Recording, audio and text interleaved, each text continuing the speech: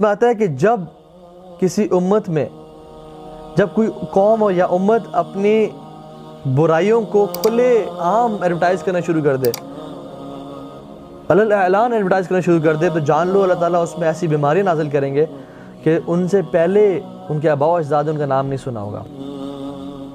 یہ اللہ کی حدیث ہے، ما اصابکم من مصیبت فبما کسبت ایدیکم، جو بھی تمہارے پر مصیبت آتی ہے تمہارے ہاتھوں کا نتیجہ ہے۔ ہم پریشان ہیں کہ ہم پہ ملک کے حالات ٹھیک نہیں ہیں، ہم پریشان ہیں کہ بیماریاں بہت زیادہ آتی جا رہی ہیں، ہاسپٹلز بھرے ہوئے ہیں۔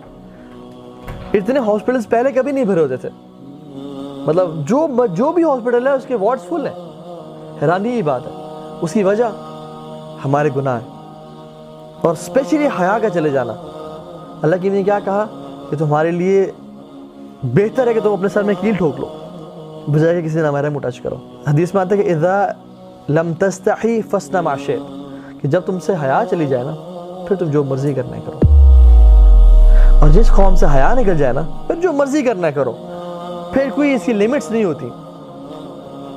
اور unfortunately because of many reasons, music, drugs, liberation of women, جو کہ آبجیکٹیفائنگ ہے، لبریشن اصل میں نہیں ہے، بیسکلی ان کو نا ایک آبجیکٹ پورٹری کیا جا رہا ہے ہمارے معاشرے میں، ٹھیک ہے، سو کالڈ فیمنزم کے نام سے، ٹھیک ہے۔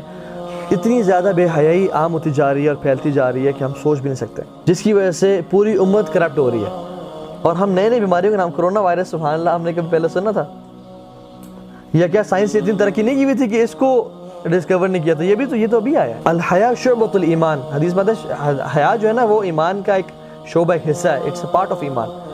اور جب کسی امت سے یہ چلی جائے نا پھر اس امت کی ڈسٹرکشن شروع ہو جاتی ہے۔ اور کفار کے ساتھ اللہ تعالیٰ کا معاملہ اور ہے، کفار کو اللہ تعالیٰ ڈھیل دیتے ہیں، ذرنی والمکذبین، ان کو ڈھیل دیں، ذرنی ومن خلقت وحیدا، ان کو چھوڑ دیں اور مجھے چھوڑ دیں ان پہ۔ اللہ تعالیٰ ان کی پکڑ اس دنیا میں نہیں کرتے عام طور پہ، لیکن مسلمانوں کے ساتھ معاملہ اللہ تعالیٰ کا بالکل ڈفرینٹ ہوتا ہے۔ مسلمانوں کو اللہ تعالیٰ پکڑتے ہیں اس دنیا میں، اسے پکڑ آتی ہے تاکہ انہیں گناہ اسی دنیا میں معاف ہو، یا پھر وَلَنُذِيقَنَّهُم مِّنَ الْعَذَابِ الْأَدْنَىٰ دُونَ الْعَذَابِ الْأَكْبَرِ لَعَلَّهُمْ يَرْجِعُونَ، ہم لوگوں کو مصیبتیں دیتے ہیں بڑی مصیبت سے پہلے، لَعَلَّهُمْ يَرْجِعُونَ، تاکہ ہماری طرف پلٹ آئیں، لوٹ کے آ جائیں۔ تو مسلمانوں کو اللہ تعالیٰ ڈھیل نہیں دیتے، پکڑتے ہیں بلکہ، اور کفار کو اللہ تعالیٰ ڈھیل دیتے ہیں کہ ان کو میں ایک ہی دفعہ قیامت میں پکڑوں گا۔ سو دا پوائنٹ از کہ حیا اپنے اندر سے نہ جانے دیں۔ اینڈ انفارچونیٹلی بیکاز آف ہمارے دور میں نا، ہمارے یونیورسٹی ٹائم میں یا اس ٹائم میں، ہمارے دور میں انسٹاگرام اتنا عام نہیں تھا، نہ ہی واٹس ایپ گروپس اتنے عام تھے، نہ ہی فیس بک تھوڑا بہت تھا لیکن اتنا یوز میں نہیں تھا۔